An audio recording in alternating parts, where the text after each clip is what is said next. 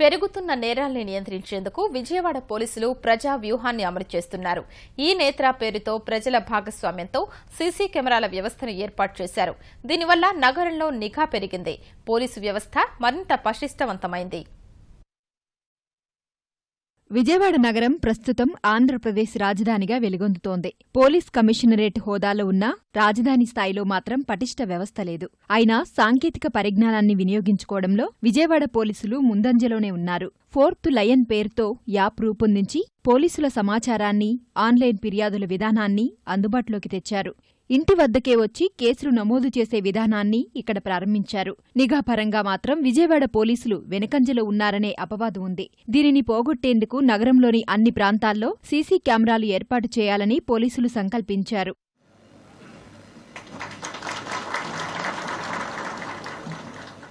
CC కెమెరాల ఏర్పాటు మొత్తం పోలీసులే చూడాలంటే చాలా ఖర్చుతో కూడుకున్న వ్యవహారం. అందుకే పోలీసులు ప్రజా భాగస్వామ్యాన్ని ఆహ్వానించారు. నగరంలోని వ్యాపార వర్గాలతో ఆయా పోలీస్ స్టేషన్లకు చెందిన ఇన్స్పెక్టర్లు సమావేశాలు ఏర్పాటు చేశారు. దుకాణంలో లోపలే కాక బయట కూడా ఓ కెమెరా ఏర్పాటు చేయాలని పోలీసులు సూచించారు. అలా ఏర్పాటు చేసిన కెమెరాలన్నింటినీ పోలీస్ కంట్రోల్ రూంతో అనుసంధానించారు. ఇలా ఇప్పటివరకు 220 ప్రాంతాలకు చెందిన కెమెరాల్ని కలిపారు. కేవలం నెల రోజుల్లోనే 123 కేసులకు సంబంధించిన ఆధారాల్ని సీసీ కెమెరాల ద్వారా సంపాదించారు. 36 మందిని అరెస్ట్ చేసి దాదాపు ₹1 కోటి సొమ్మును యజమానులకు అప్పగించారు. ఈ సీసీ కెమెరాల వ్యవస్థకు ఈ నేత్ర అనే పేరు ఖరారు చేశారు. వీడియో అనలిటిక్స్ అని కొత్త టెక్నాలజీ వచ్చింది. ఇప్పుడు ఈ కొత్త టెక్నాలజీ ప్రకారం మీరు మొహం ఇట్లా కవర్ చేసుకుని వచ్చినా కూడా వెనక నుంచి మన ఫోటో రికార్డ్ అయినా కూడా మనం ఆ దొంగను గుర్తించే ఆస్కారం ఉంది. ఇది చేసేది మీకోసం, మా కోసం కాదు, మీకోసం, ముఖ్యంగా మీకోసం, మీ భద్రత కోసం అనేది మీరు గమనించాలి.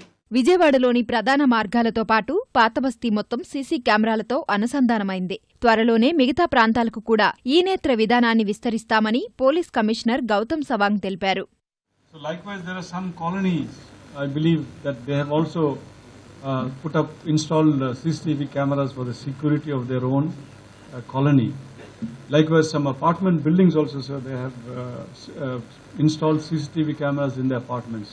So those will also be linked up and into this grid. That is our eventual plan. So as we go along, we will be expanding and we will also be perfecting this model.